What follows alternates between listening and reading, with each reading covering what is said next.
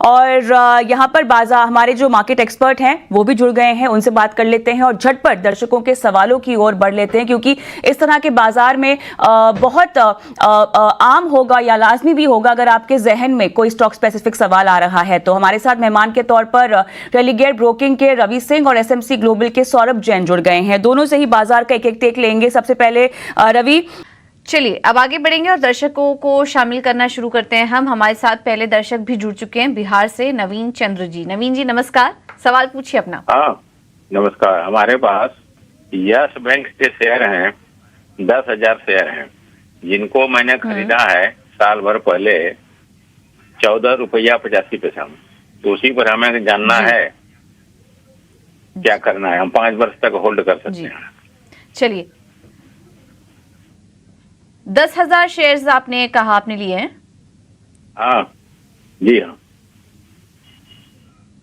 ठीक है, तो इसको करेक्ट कर देते हैं हम। 10,000 शेयर्स लिए हैं तो मुनाफा 865 नहीं बल्कि और ज्यादा ही बुरा होगा। शानदार मुनाफे पे ये बैठे होंगे और 1 साल इन्होंने ये स्टॉक को होल्ड किया। अच्छी बात ये है, वैसे येस बैंक हम जब बात करते हैं एक्सपर्ट्स के साथ तो फंडामेंटली वो इतने कॉन्फिडेंट साउंड नहीं करते हैं, लेकिन आपने जिस स्तर पे लिया वहां से स्टॉक में अच्छी तेजी देखने को मिली है। सौरभ जी आपसे जानना चाहेंगे, यस बैंक पिछले काफी समय से इसी रेंज में कारोबार कर रहा है, मुनाफा तो काफी अच्छा हो रहा है इनको। 1 साल में 15 रुपए पे इन्होंने लिया था, अब 23 पर आ चुका है।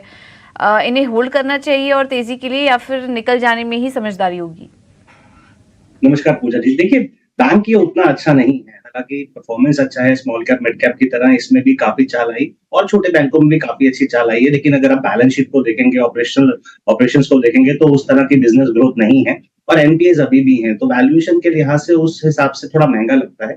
मेरी सलाह यहाँ पर ये रहेगी कि आपको यहाँ पर जरूर मुनाफा बांधना चाहिए, भला ही आप आधा या पूरा मुनाफा जरूर बांध सकते हैं। और बैंकिंग क्षेत्र ओवरऑल वैसे काफी अच्छा लगता है, तो जैसे कि ICICI bank, union bank, Canara bank, इस तरह के अगर आप शेयर लेते हैं और आपका 2 से 5 साल का नजरिया है तो बहुत अच्छे पैसे बन सकते हैं और क्वालिटी स्टॉक्स के साथ भी आप। यस बैंक पर ये राय निकलती हुई। नवीन, चलिए अब आगे बढ़ते हैं और हमें यूट्यूब पर भी काफी सारे सवाल आ रहे हैं। नकुल गुप्ता जी ने सवाल भेजा है डीसीबी बैंक पर।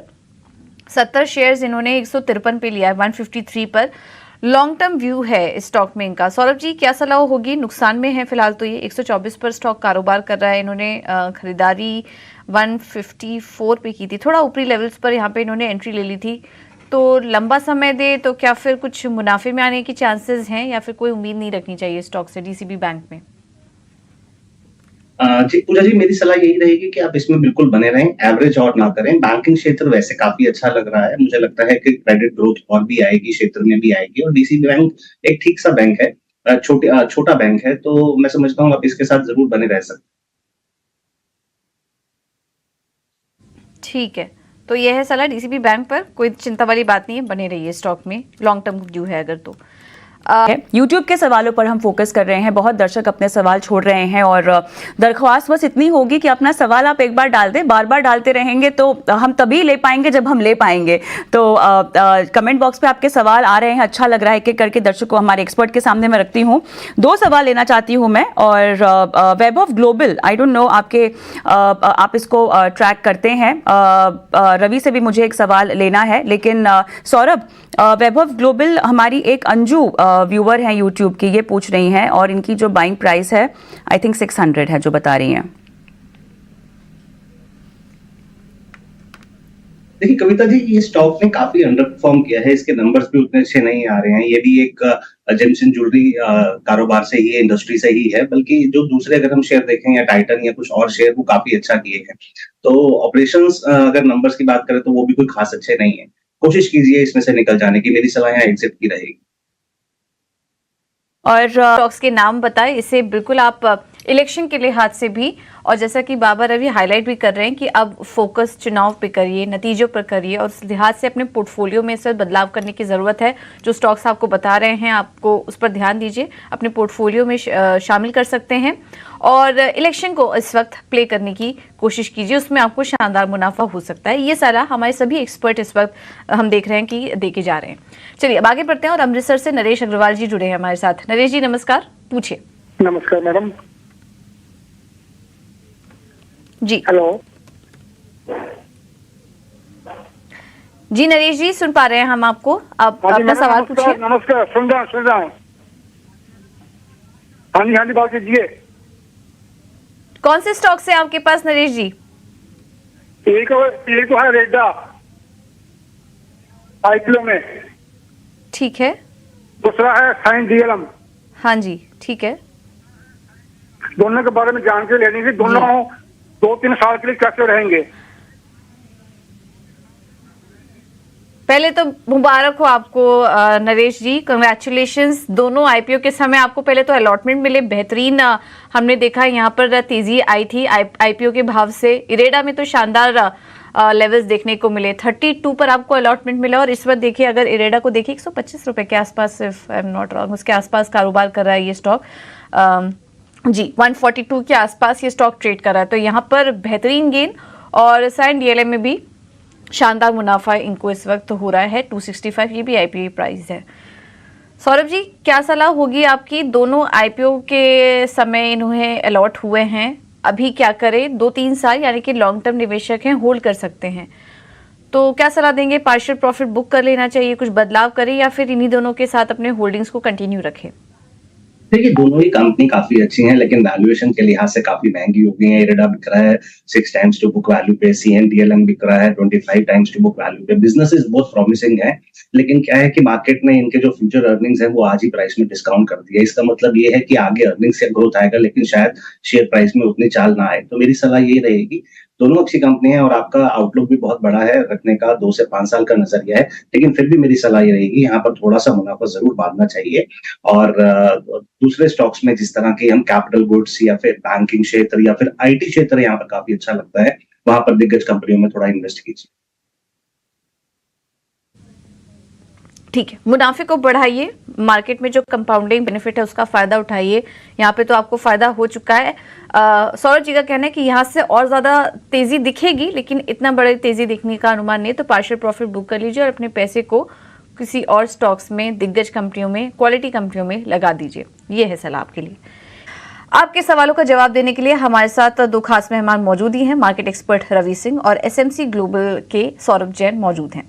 चलिए पहले सौरभ, हमारे एक दर्शक है अनुराग पटेल और इनका सवाल CSE पर है। इन्होंने मुझे बाइंग प्राइस या कोई भी अपनी इंफॉर्मेशन नहीं दी है स्ट्रैटेजी की। ये एक सवाल है, और मिस्टर SK, इनका भी एक सवाल है लेमन ट्री पर, उनकी बाय वैल्यू 142 है। सो लेमन ट्री से शुरुआत करते हैं क्योंकि इनकी बाइंग प्राइस हमारे पास है।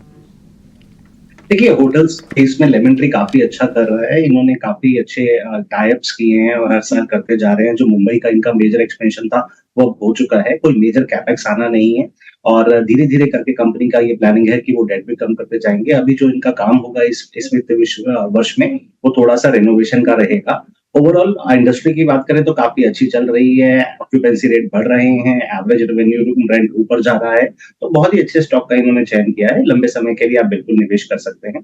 दूसरा स्टॉक जिन्होंने पूछा CESC, तो पावर क्षेत्र काफी अच्छा लगता है। यूटिलिटीज काफी अच्छा कर रही हैं, और जिस तरह से वॉल्यूम ग्रोथ आ रहा है, जिस तरह से कंपनियां कर रही हैं और एडिशन कर रही हैं अपने जो प्रोडक्शन कैपेसिटीज में, तो वो भी काफी अच्छा लगता है। तो CESC भी मैं समझता हूँ एक अच्छी चॉइस है लंबे समय के लिए। नवी मुंबई से राजेंद्र जी हमारे साथ जुड़े हैं फोन लाइन पर। राजेंद्र जी नमस्कार, सवाल पूछिए अपना। नमस्कार मैम, तो मेरे पास NHPC के शेयर है जी 1000 और टाटा मोटर के 60 शेयर है मैम। इसमें बने रहना है क्या निकल जाओ? टाटा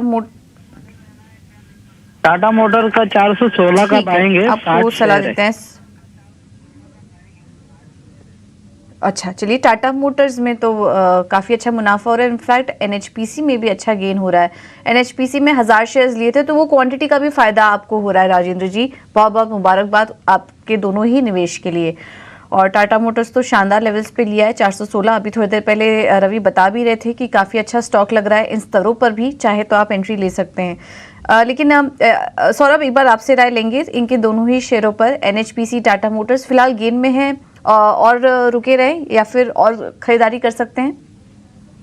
देखिए पूजा जी, दोनों ही शेयर काफी अच्छे हैं। पावर सेक्टर पे जो आउटलुक है वो काफी पॉजिटिव है। NHPC की काफी कैपेसिटी जो पहले बन रही थी वो आने वाले 6 महीने में और 18 महीने में वो स्ट्रीमलाइन हो जाएगी। तो यहाँ पर आपको रेवेन्यू और प्रॉफिटेबिलिटी बढ़ती हुई दिखेगी और कंपनी के काफी अच्छे कमिटमेंट्स हैं। लॉन्ग टर्म स्ट्रैटेजी एक बहुत अच्छी लेके कंपनी चल रही है क्लीन एनर्जी की तरफ। तो ओवरऑल मुझे लगता है ये स्टॉक अगर आप लंबे समय के लिए रखते हैं तो काफी अच्छा पैसा, बड़ा पैसा बन सकता है। टाटा मोटर की बात करें तो भारत में और बाहर में दोनों ही जगह कंपनी का जो सेल्स है वो बहुत अच्छा हो रहा है। लैंड रोवर, जैगुआर काफी अच्छा कर रहा है। यहाँ पर भी कंपनी नए नए ब्रांड्स, नए नए वेरिएंट्स लेके आ रही है। अभी रिसेंटली टियागो टिगोर में कंपनी ने पहली बार ऑटोमेटिक के साथ सीएनजी दिया, लोग बहुत पसंद कर रहे हैं, बुकिंग्स काफी अच्छी चल रही है। तो लंबे समय के लिए मुझे लगता है टाटा मोटर भी एक अच्छा चयन है। तो दोनों समय ही मेरी सलाह होल्ड की रहेगी। ऑलराइट, दर्शक को शामिल कर लेते हैं। कौस्तुभ हमारे साथ जुड़ चुके हैं। नमस्कार कौस्तुभ जी, सवाल पूछिए अपना। जी नमस्ते मैम। मैं इन्वेस्टमेंट के तौर पे जो है जानना चाहता हूँ कि if I want to invest 5,000 rupees in share from the Tata group and 5,000 in mutual fund, तो मैं किन शेयरों में जो है और किन म्यूचुअल फंड में जो है इन्वेस्ट करूँ? अच्छा, ठीक है, चलिए आपको सलाह दे देते हैं। म्यूचुअल फंड के लिए तो देखिए कविता बेटर पर्सन है, क्योंकि उनका शो आता है शाम को बनो अपना फाइनेंस मिनिस्टर, और उसमें वो जानकारियां भी देती हैं, आप वो देख सकते हैं, उससे आपको आइडिया मिल जाएगा। हम एक्सपर्ट से भी कोशिश करेंगे समझने की किस थीम पर आप फोकस कर सकते हैं। लेकिन सौरभ जी, फिर आपसे समझना चाहेंगे, आप 10,000 कुल निवेश करना चाह रहे हैं, ये 5,000 टाटा ग्रुप की कंपनियों में और बाकी पीएसयू शेयरों में, और बाकी के 10,000 ये एसआईपी या म्यूचुअल फंड में निवेश करना चाह रहे हैं। क्या सलाह होगी? कुछ स्टॉक्स आप इनको सुझा सकते हैं क्या? देखिए, टाटा समूह में दो कंपनियां जो मुझे अच्छी लगती हैं वो है टीसीएस और टाटा मोटर। यहाँ पर आपके 5,000 रुपए आप यहाँ पर इन्वेस्ट कर सकते हैं। तकरीबन 4,000 और 1,000 रुपए के आसपास का ही दोनों शेयर हैं। और जो 5,000 हैं तो मैं समझता हूँ कि आप वहां पर सेक्टोरल इन्वेस्टमेंट कर सकते हैं। जैसे 4 क्षेत्र जो हमें अच्छे लगते हैं वो है आईटी क्षेत्र, बैंकिंग क्षेत्र, कैपिटल गुड्स और पावर। तो अगर आप 1,250 रुपए की 4 जगह एसआईपी इन्हीं के जो थीमेटिक फंड्स होते हैं उसमें अगर आप लगा दें लंबे समय के लिए तो काफी अच्छा पैसा बन सकता है। टाटा मोटर्स पर आपको ये सलाह। वरना कौस्तुभ जी, फंड्स को लेके जो आपका सवाल है मैं अपने शो पे शामिल करने की कोशिश करूंगी। और दूसरा, ये जो शो है हम गुरुवार को भी 4:30 बजे जो है शोएब बाजार सबका अधिकार जो है वो लेकर आते हैं, वहाँ भी आपका सवाल हम शामिल कर सकते हैं। बहरहाल आगे बढ़ते हैं और